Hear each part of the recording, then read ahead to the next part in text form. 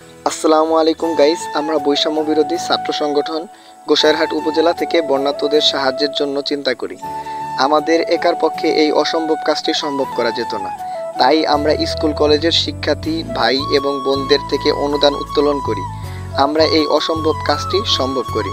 দেখতেই পাচ্ছেন যে আমাদের ত্রাণের সব সামগ্রী ক্রয় করা হয়েছে। আমরা এগুলো টিম মেম্বাররা সবাই মিলে প্যাকেজিং করি। প্যাকেজিং শেষে আমরা এগুলোকে ট্রাকে উত্তোলন করি। আমাদের এই প্রতিটি ত্রাণের ব্যাগের ভিতরে আছে চাউল, ডাল, লবণ, আলু, মরিচের গুঁড়া, হলুদের গুঁড়া, সয়াবিন তেল এবং প্রয়োজনীয় ঔষধসমূহ। আমরা ত্রাণ নিয়ে রাতে নোয়াখালীর উদ্দেশ্যে রওনা দিই। আমরা প্রথম নোয়াখালী জেলার সয়ানীতে ত্রাণ দেওয়া শুরু করি। সয়ানীতে কিছু লোক ছিল, ভাই ছিল, তাদের সাথে আমরা কথা বলে তারা নৌকা করে আমাদেরকে নিয়ে যায় যে অঞ্চলে ত্রাণ দেওয়া হয়নি। আমরা ওই অঞ্চলে চলে যাই। দেখতেই পাচ্ছেন অনেক পানি।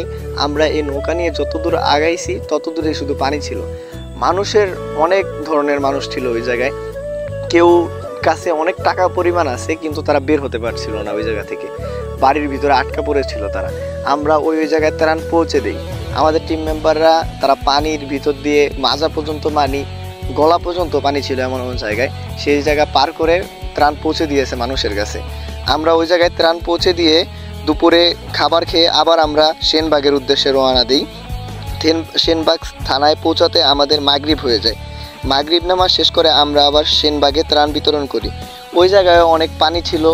যে জায়গায় পানি ছিল মানুষ ওই জায়গা থেকে ঘর থেকে এসে যে জায়গায় আশ্রয়কেন্দ্র বা অন্য আত্মীয় স্বজনের বাসায় উঠছিল, আমরা ওই জায়গায় ত্রাণ পৌঁছে দিই মানুষের কাছে।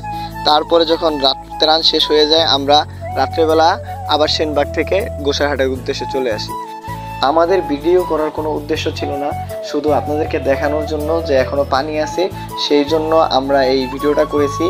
আর সেনবাগে যাওয়ার পরে আমরা কোনো ভিডিও করি নাই, কারণ আপনাদেরকে শুধু দেখানোর জন্য যেটুকু ভিডিও করা দরকার আমরা ওইটুকুই করেছি, যাতে আপনারা বোঝেন যে এখনো অনেক জায়গায় পানি আছে এবং যারা ত্রাণ দিতে যাবেন তারা যেন ওই সয়ানি বা যে কোনো জায়গায় এখনো পানি ভরপুর ওই জায়গায় মানুষ যায়, যে জায়গায় এখনো মানুষ আটকে আছে ওই জায়গায় যাতে মানুষ যায়, সেই জন্য আপনাদের কাছে এই ভিডিওটা দেওয়া, যাতে আপনারা বুঝে শুনে ওই জায়গাগুলোতে যেতে পারেন যে জায়গাগুলোতে এখনো মানুষ বা বন্যাতে আটকে আছে।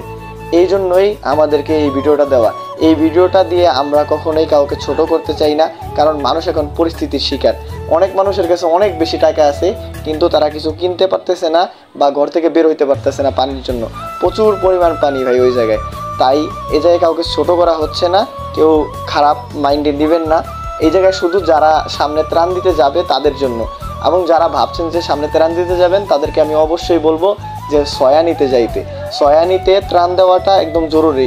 আমরা দিয়ে আসছি এবং অনেক মানুষ হয়ে গেছে যারা ত্রাণ পায়নি এখনো। আমরা আপনাদেরকে বলবো যে ওই জায়গায় ত্রাণ পৌঁছে দেওয়ার জন্য।